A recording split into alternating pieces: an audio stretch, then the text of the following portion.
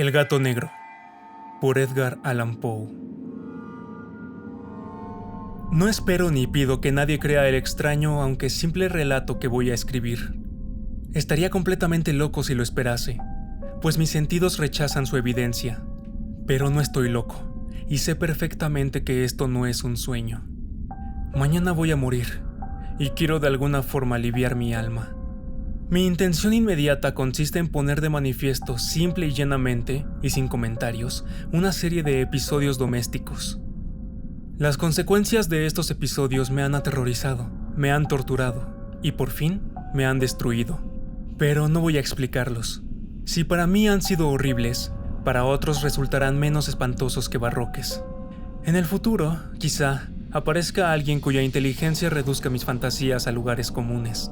Una inteligencia más tranquila, más lógica y mucho menos excitable que la mía, capaz de ver en las circunstancias que voy a describir con miedo una simple sucesión de causas y efectos naturales. Desde la infancia sobresalí por docilidad y bondad de carácter. La ternura de corazón era tan grande que llegué a convertirme en objeto de burla para mis compañeros. Me gustaban, de forma singular, los animales, y mis padres me permitían tener una variedad muy amplia. Pasaba la mayor parte de mi tiempo con ellos, y nunca me sentía tan feliz como cuando les daba de comer y los acariciaba. Este rasgo de mi carácter crecía conmigo, y, cuando llegué a la madurez, me proporcionó uno de los mayores placeres. Quienes han sentido alguna vez afecto por un perro fiel y sagaz no necesitan que me molesten explicarles la naturaleza o la intensidad de la satisfacción que se recibe. Hay algo en el generoso y abnegado amor de un animal que llega directamente al corazón, del que con frecuencia ha probado la falsa amistad y frágil fidelidad del hombre. Me casé joven y tuve la alegría de que mi mujer compartiera mis preferencias. Cuando advirtió que me gustaban los animales domésticos, no perdía ocasión para proporcionarme los más agradables.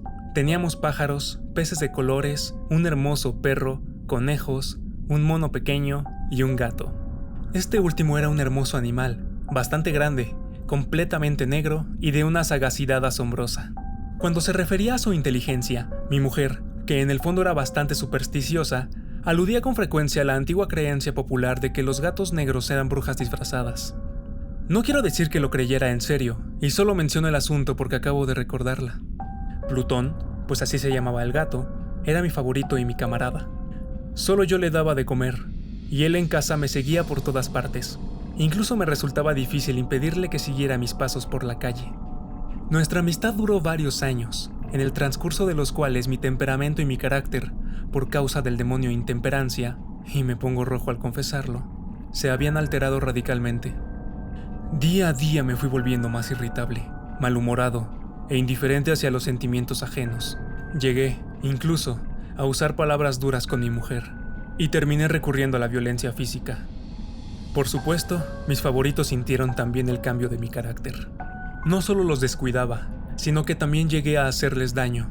Sin embargo, hacia Plutón sentía el suficiente respeto como para abstenerme de maltratarlo, cosa que hacía con los conejos, el mono y hasta el perro, cuando, por casualidad o por afecto, se cruzaban en mi camino. Pero mi enfermedad empeoraba, pues, ¿qué enfermedad se puede comparar con el alcohol? Y al fin, incluso Plutón, que ya empezaba a ser viejo y por tanto irritable, empezó a sufrir las consecuencias de mi mal humor. Una noche en que volvía a casa completamente borracho, después de una de mis correrías por el centro de la ciudad, me pareció que el gato evitaba mi presencia. Lo agarré y, asustado por mi violencia, me mordió ligeramente en la mano. Al instante se apoderó de mí una furia de diablos y ya no supe lo que hacía. Fue como si la raíz de mi alma se separara de un golpe del cuerpo, y una maldad más que diabólica, alimentada por la ginebra, estremeció cada fibra de mi ser. Saqué del bolsillo del chaleco un cortaplumas. Lo abrí mientras seguía sujetando al pobre animal por el pescuezo y deliberadamente le saqué un ojo. Me pongo más rojo que un tomate, siento vergüenza, tiemblo mientras escribo tan reprochable atrocidad. Cuando me volvió la razón con la mañana, cuando el sueño hubo disipado los vapores de la orgía nocturna, sentí que el horror se mezclaba con el remordimiento ante el crimen del que era culpable, pero solo era un sentimiento débil y equívoco, y no llegó a tocar mi alma. Otra vez me hundí en los excesos y pronto ahogué en vino los recuerdos de lo sucedido. El gato mientras tanto mejoraba lentamente. La cuenca del ojo perdido presentaba un aspecto horrible, pero el animal parecía que ya no sufría. Se paseaba, como de costumbre, por la casa, aunque, como se puede imaginar, huía aterrorizado al verme. Me quedaba bastante de mi antigua forma de ser para sentirme agraviado por la evidente antipatía de un animal que una vez me había querido tanto, pero ese sentimiento pronto cedió a la irritación, y entonces se presentó, para mi derrota final e irrevocable, el espíritu de la perversidad. La filosofía no tiene en cuenta a este espíritu. Sin embargo, estoy tan seguro de que mi alma existe como de que la perversidad es uno de los impulsos primordiales del corazón humano, una de las facultades primarias indivisibles, uno de los sentimientos que dirigen el carácter del hombre. ¿Quién no se ha sorprendido a sí mismo 100 veces en los momentos en que cometía una acción estúpida o malvada por la simple razón de que no debía cometerla? ¿No hay en nosotros una tendencia permanente que nos enfrenta con el sentido común a transgredir lo que constituye la ley por el simple hecho de serlo?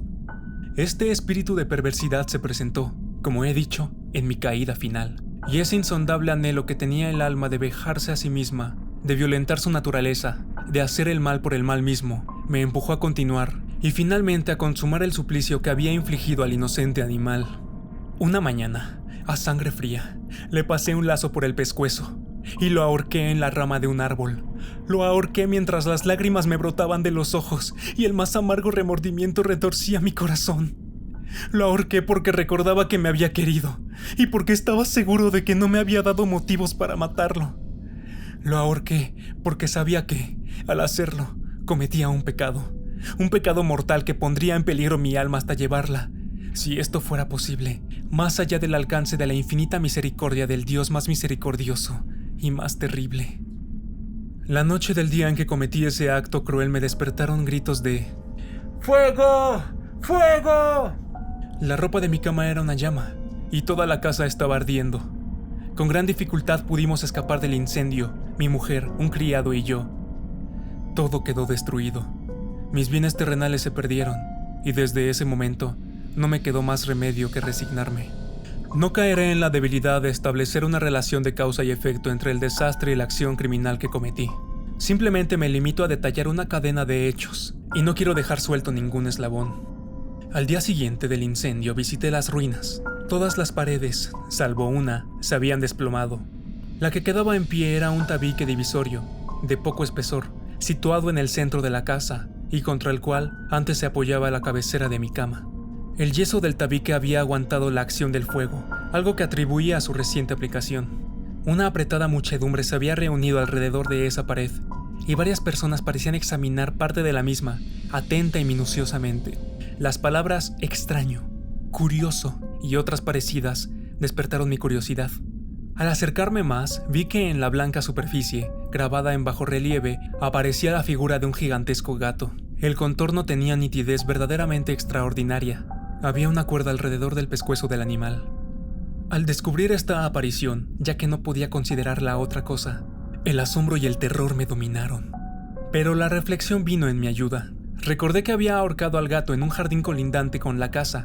Cuando se produjo la alarma del incendio, la gente invadió inmediatamente el jardín. Alguien debió cortar la soga y tirar al gato en mi habitación por la ventana abierta. Sin duda habían tratado así de despertarme. Probablemente la caída de las paredes comprimió a la víctima de mi crueldad contra el yeso recién encalado, cuya cal, junto con la acción de las llamas y el amoníaco del cadáver, produjo la imagen que ahora veía.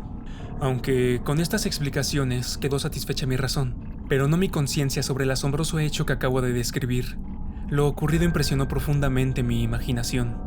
Durante meses no pude librarme del fantasma del gato, y en todo ese tiempo dominó mi espíritu un sentimiento informe, que se parecía, sin serlo, al remordimiento.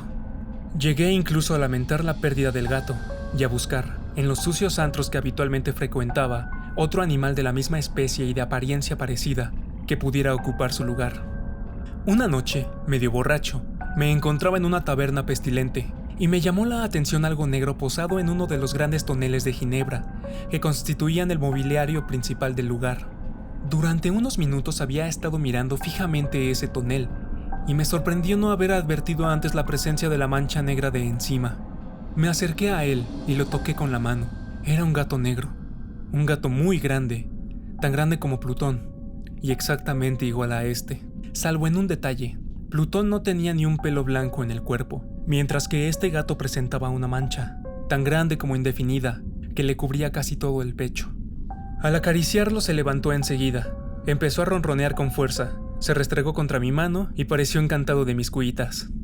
Había encontrado el animal que estaba buscando. Inmediatamente propuse comprárselo al tabernero, pero me contestó que no era suyo y que no lo había visto nunca antes ni sabía nada del gato. Seguí acariciando al gato y, cuando iba a irme a casa, el animal se mostró dispuesto a acompañarme.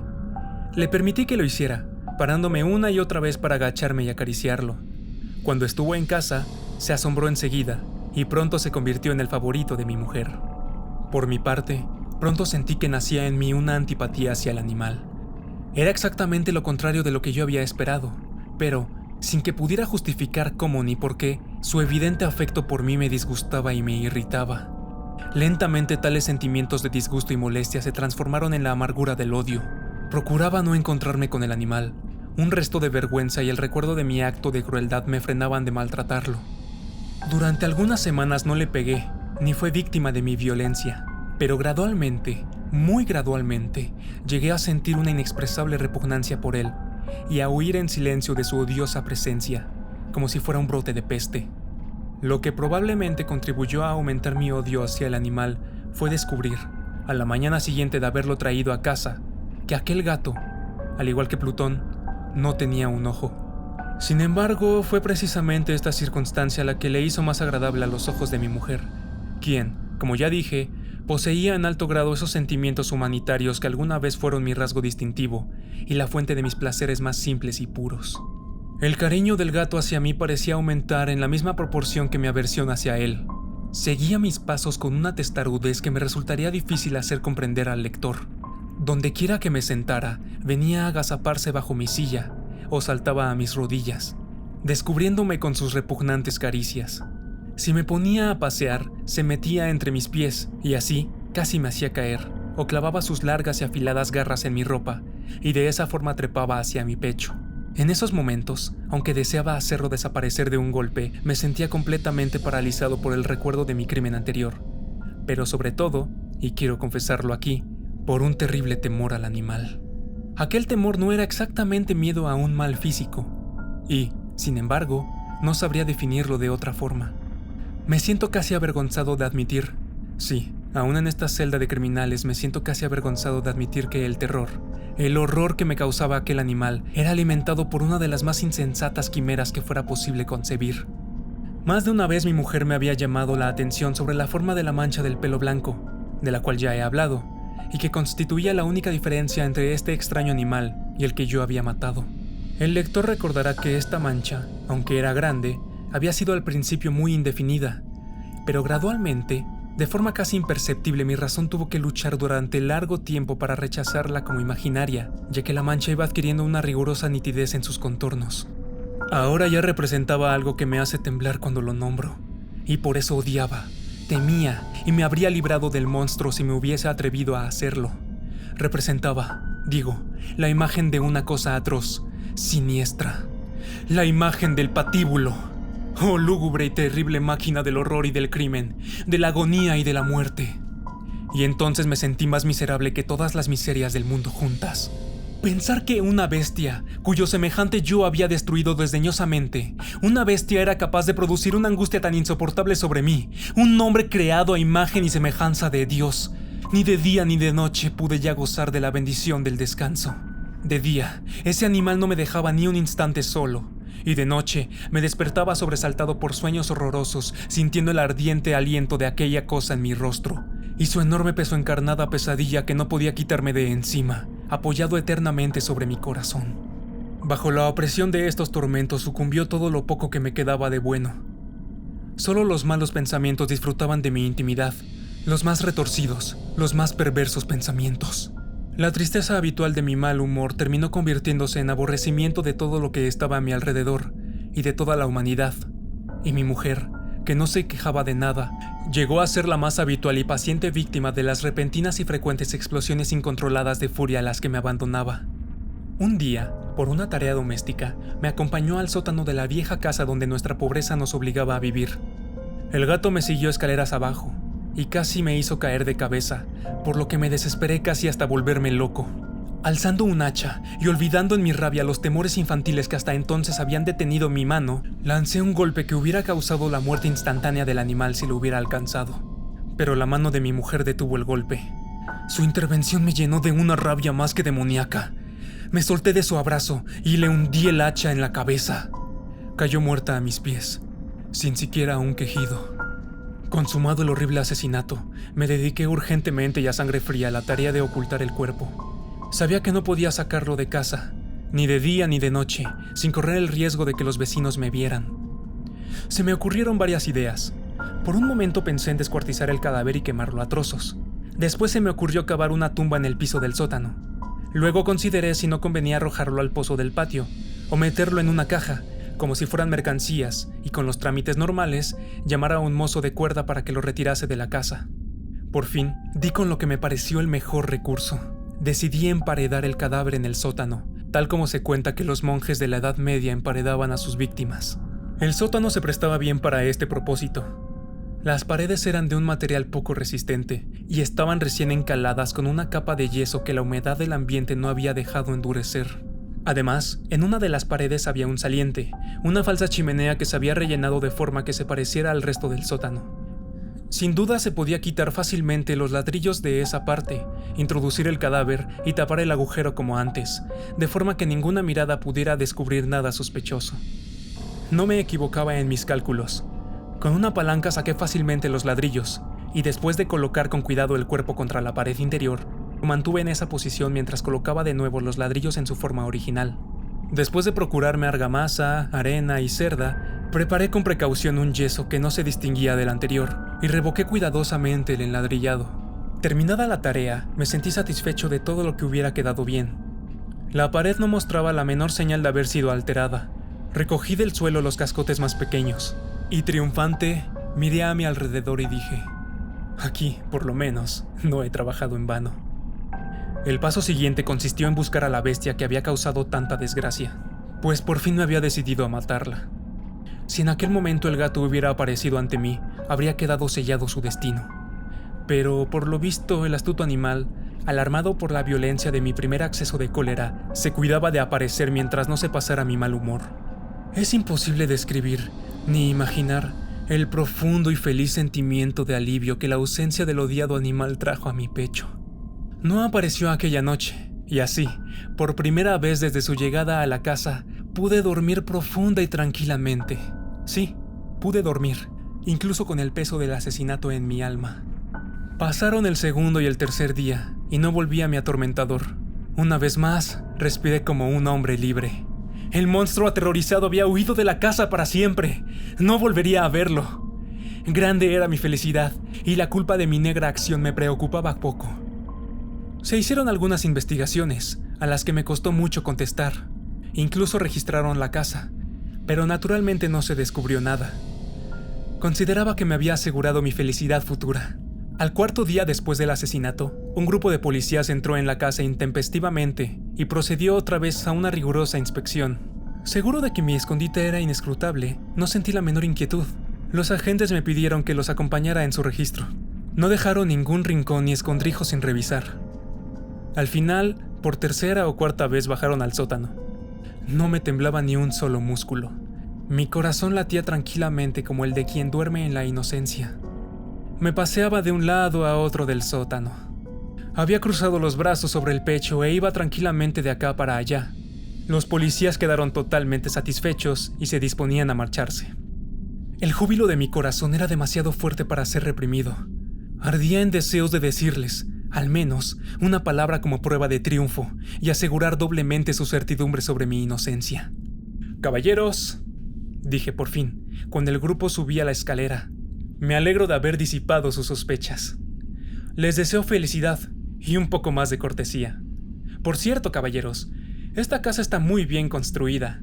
En mi rabioso deseo de decir algo con naturalidad, no me daba cuenta de mis palabras. «Repito que es una casa excelentemente construida. Estas paredes... ¿Ya se van ustedes, caballeros? Estas paredes son de gran solidez». Y entonces, empujado por el frenesí de mis bravatas, golpeé fuertemente con el bastón que llevaba en la mano sobre la pared de ladrillo tras la cual estaba el cadáver de la esposa de mi alma. Que Dios me proteja y me libre de las garras del archidemonio. Apenas había cesado el eco de mis golpes y una voz me contestó desde dentro de la tumba. Un quejido, ahogado y entrecortado al principio, como el sollozar de un niño, que luego creció rápidamente hasta convertirse en un largo, agudo y continuo grito, completamente anormal e inhumano. Un aullido, un alarido quejumbroso, mezcla de horror y de triunfo, como solo puede surgir en el infierno de la garganta de los condenados en su agonía y de los demonios gozosos en la condenación. Hablar de lo que pensé en ese momento es una locura. Presa de vértigo, fui tambaleándome hasta la pared de enfrente. Por un instante, el grupo de hombres de la escalera se quedó paralizado por el espantoso terror. Luego, una docena de robustos brazos atacó la pared, que cayó de un golpe. El cadáver, ya corrompido y cubierto de sangre coagulada, apareció de pie ante los ojos de los espectadores. Sobre su cabeza, con la roja boca abierta y el único ojo de fuego, estaba agazapada la horrible bestia cuya astucia me había llevado al asesinato y cuya voz delatora me entregaba ahora al verdugo. Había emparedado al monstruo en la tumba.